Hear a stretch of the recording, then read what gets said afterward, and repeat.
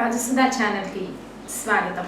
3/12/21/30 మరి 3/12/21/30 డేట్స్లో పుట్టిన వాళ్ళకి హేమలంబి నామ సంవత్సరం అంటే 2017 ఎలా ఉండబోతుందో తెలుసుకుందాం. మరి 3 డేట్లో పుట్టిన వాళ్ళకు కూడా ఈ ఇయర్ చాలా పాజిటివ్గా ఉంది.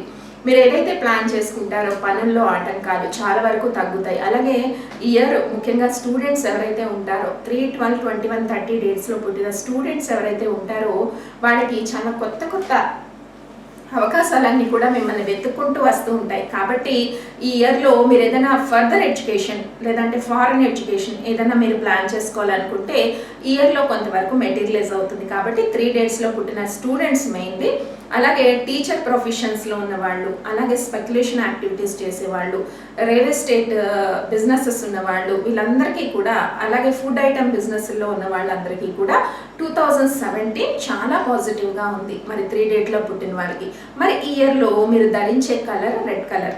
అందరూ కూడా రెడ్ కలర్ షేడ్స్ని వాడితే చాలా వరకు లక్ కలిసి వస్తుంది. అలాగే లావెండర్ షేడ్స్, ముఖ్యంగా స్త్రీలు చక్కగా లావెండర్ షేడ్ ఉన్న శారీస్ కానీ డ్రెస్సెస్ కానీ వేర్ చేయడం వల్ల చాలా లక్ కలిసి వస్తుంది. మరి మీరు ఇయర్లో ఆరాధించాల్సిన దైవం సాయిబాబా.